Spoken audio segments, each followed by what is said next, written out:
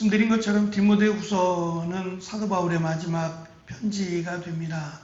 바울도 그걸 느끼고 있습니다. 마지막이라고 하는 것, 이 땅에서 삶이 끝은 아닙니다. 하나님 앞에 나아가는 영원한 삶이 있기에 소망을 포기하지 않고 확신을 가지고 복음을 전해왔습니다. 하지만 그럼에도 불구하고 내가 이 땅에서 할 수 있는 또 해야 하는 마지막이라고 하는 그 단어 앞에서 바울이 지금 이 편지를 마무리하면서 뭐 대단한 신학이나 어떠한 큰 권면이 아니라 사람들의 이름으로 마지막을 장식한다라고 하는 점을 우리가 다시 한번 기억하면서 교회라고 하는 하나님께서 이 땅에 맡기신 가장 거룩한 일, 교회를 세워감에 있어서 우리가 어떻게 또는 어떠한 교회를 세워가야 하는지에 대한 중요한 부분들을 깨닫게 해줍니다. 19절에는 변함없는 헌신에 대해서 그리고 위로의 사람들에 대해서 언급을 합니다. 우리가 잘 아는 브리스길라와 아굴라 부부, 브리스가와 아굴라 부부라고 명하는 이 브리스길라와 아굴라 부부뿐만 아니라 오네시보로의 집을 사도 바울은 기억하며 또 고마워하고 있습니다. 고린도에서 처음 만난 브리스가 부부는 로마와 에베소를 오가며 평생 바울의 사역을 도운 헌신자들이었습니다. 그들의 헌신이 그들에게도 귀한 것처럼 함께 하나님의 일을 동역했다, 하나님의 일을 함께 해왔다라고 하는 것은 무엇과도 바꿀 수 없는 소중한 추억이자 또는 은혜라고 사도 바울은 생각하고 있습니다. 이러한 모습들이 교회를 세워가는 데 있어서 정말 중요하고 필요한 부분이 아닐까라고 하는 생각이 듭니다. 그렇게 하려면 처음 사도 바울과 만났을 때 그리고 지금 수십 년이 지났습니다. 그 지나온 시간 속에서 여전하다라고 하는 것은 참 중요하다라는 생각을 갖습니다. 바울에게도 그리고 브리스길라 부부에게도 여전히 하나님 앞에서 둘 다 변함이 없다라고 하는 사실은 매우 중요한 것 같습니다. 처음에 만났을 때 또는 처음에 시작하는 것은 누구에게나 다 거의 공동적으로 최선을 다하고 또 잘한다라고 하는 것은 비슷한 것 같습니다. 근데 시간이 지나도 여전히 변함이 없고 서로에게 또는 하나님 앞에서 늘 한결같다라고 하는 것은 결코 쉬운 일은 아닌 것 같습니다. 제가 지난번 작년에 노회에서 저희가 재작년인가 보네요. 제가 노회에 새로 이제 교회 노회를 이전하게 되면서 노회를 옮겨가면서 우리 교회도 이제 노회가 아니라 교단을 바꿨죠. 교단을 바꾸면서 노회를 가입하면서 교육자회에서 여행이라 그래야 되는지 하여튼 그때 라오스 쪽으로 여행을 가게 됐습니다. 그때 저는 이제 혼자 갔는데 부부끼리 목사님들, 장로님들 이렇게 부부끼리 함께 가는 여행이었는데 그 여행 일정 가운데 라오스라고 하는 곳이 참 우리나라의 한 70년대의 모습 같아요. 여러 가지 면에서 대중교통도 불편하고 시골에 온 것 같은 꼭 과거로 온 것 같은 느낌을 받습니다. 좋을 수도 있고요. 근데 생활하기에는 좀 불편하겠다라는 생각이 듭니다. 근데 그곳에 이제 대중교통이 없다 보니까 저희가 기차로 이동하는 그런 경우가 있었어요. 중국이 이제 만들어준 기차였는데 꽤 먼 거리입니다. 그래서 3-4시간 정도를 기차를 타고 이제 이동을 해야 되는 그런 과정 가운데 저는 이제 혼자 갔다고 했으니까 저희가 함께 이동을 하면서 표를 아무래도 함께 이렇게 끊다 보니까 장로님들하고 목사님들하고 이제 함께 어울려서 부부팀들은 부부끼리 앉게 되지만 그렇지 않은 분들은 싱글로 오신 분들은 이렇게 섞여서 함께 자리하게 됐는데 저는 옆에 장로님이 앉으셨어요. 좀 부담스럽더라고요.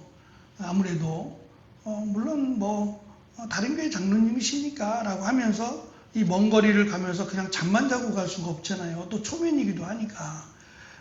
나이도 뭐 저보다 훨씬 더 많으신 분이에요. 아무래도 장로님들은 은퇴하신 분들이 많아서. 그래서 이제 어르신을 생각한다라고 생각하고 이래저래 그냥 허물없이 편하게 대화를 시작했고, 어느 정도 이제 3, 4시간이라는 거리가 있으니까. 근데 장로님도 이쪽을 처음 왔는지, 처음에 와서 그런 건지 굉장히 들떠있는 주무시는 게 아니라 들떠서 막 얘기를 하시면서 이런 얘기 저런 얘기 그냥 편하게 얘기하는 중에 교회 얘기가 나오기 시작했어요. 저는 좀 주춤해서 좀 이렇게 웬만하면 좀 걸러서 얘기하려고 하고 좀 민감한 사항들은 좀 피하려고 노력을 하는데도 왜 그러시는지 모르겠는데 이 교회에 대한 부정적인 불만에 대해서 그 교회 목사님도 오셨거든요. 얼마나 불편한지 모르겠어요. 사람이 완벽할 수 없고 또 부족하긴 합니다만 저는 그래도 외인이잖아요. 같은 교회에도 아니고. 이런 얘기를 저에게 한다? 저에게만 할까요? 다른 사람들에게도, 장로님들에게도 이야기할 거고 다른 목사님들에게도 하지 않겠나라는 생각을 가면서 제가 말을 계속 돌리고 했는데도 불구하고 그런 모습을 보면서 이게 참 서로 조심해야겠구나, 서로 잘해야겠구나 라는 생각을 그때 한 적이 있습니다. 교회에서, 한국교회도 마찬가지겠지만 한 교회에 담임이 되어서 사역을 한다라는 것은 멀리 보고 사역을 해야 됩니다. 10년 또는 20년, 더 길게는 30년 가까이를 한 교회에서 사역하고 목회하면서 마지막까지, 처음부터 마지막까지 이런 사도 바울이 서로를 고마워하고 감사하고 칭찬하고 할 수 있는 관계는 당연하다라고 말하기에는 쉽지 않다라는 생각을 갖습니다.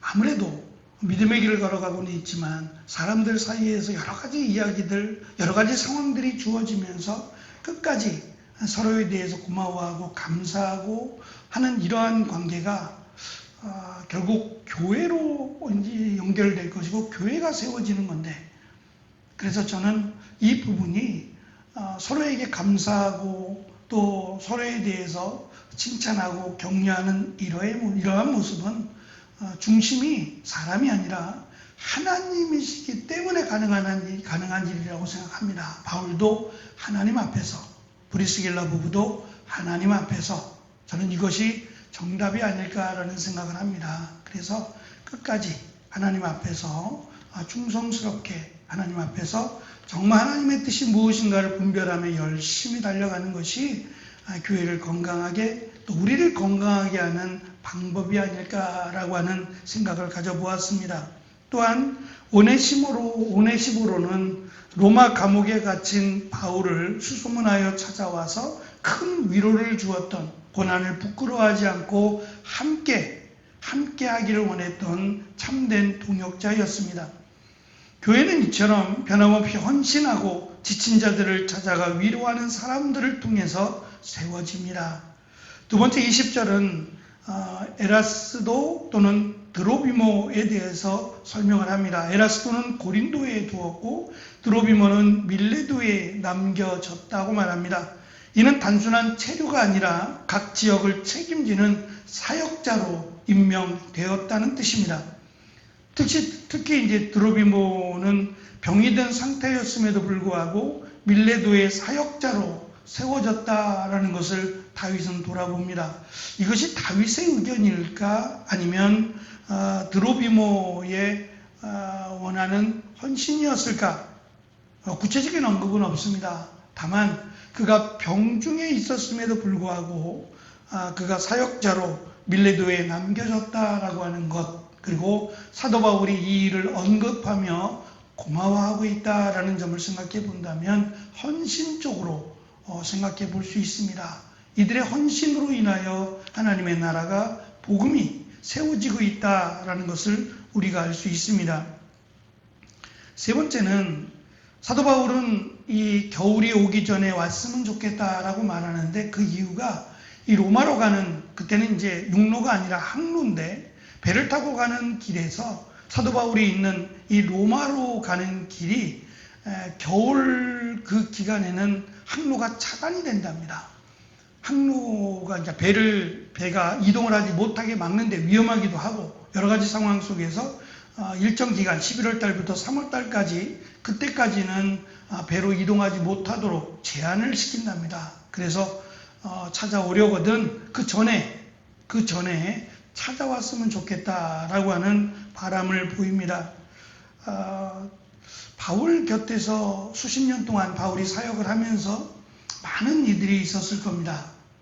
그냥 스쳐 지나가는 사람도 있을 것이고 지금 언급하고 있는 정말 함께 하나님의 일을 감당했던 소중한 사람들, 고마워하고 감사하는 사람들, 또는 앞에서 언급되었던 배신한 사람들, 여러 가지 다양한 사람들 속에서 사도 바울은 이 모든 것들이 그를 배신하는 사람들, 또는 스쳐갔던 사람들, 함께 헌신하며 수고했던 모든 사람들, 이 모든 사역이 하나님의 은혜였다라고 하는 것을 사도 바울은 강조합니다.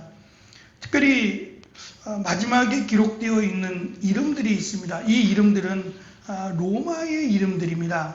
그리고 여기 외에는 알려져 있지 않는 이들이 누굴까에 대해서 참 어려운, 우리가 알기가 어려운 이름들이 소개되고 있습니다. 로데나 리노나 글라우디오, 그리고 그 외에 다른 사람들이라고 소개하는 이들은 로마에서 만난 사람들일 가능성이 매우 높다는 겁니다.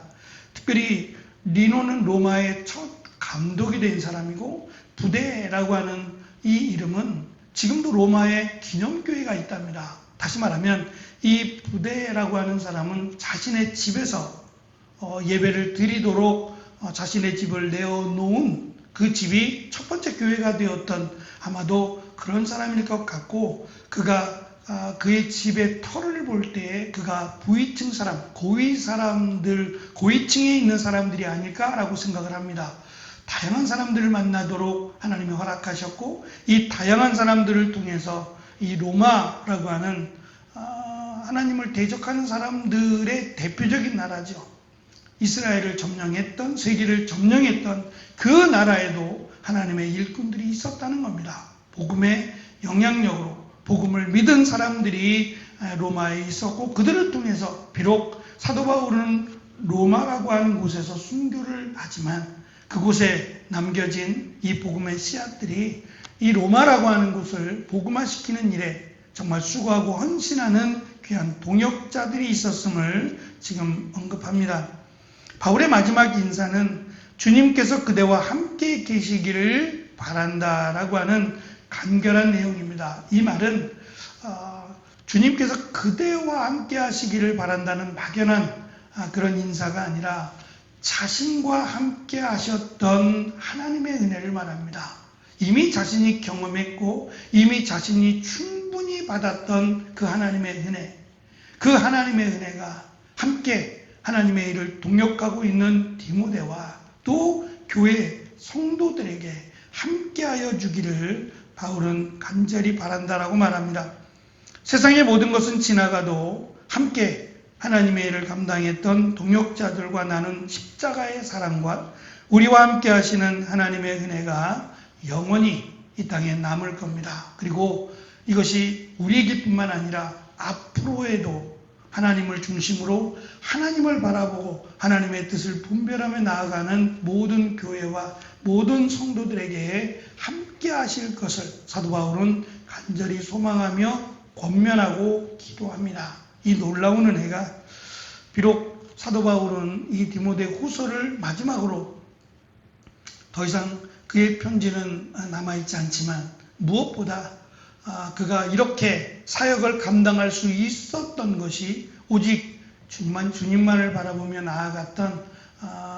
나아갔기 때문이 아닐까라는 생각을 가져봅니다. 우리도 주께서 원하시는, 주님이 기뻐하시는 귀한 가정과 교회와 나라가 될 수 있도록 함께 주님을 향해 나아가는 귀한 발걸음이 있는 오늘 하루가 되시기를 간절히 축원합니다. 기도하겠습니다.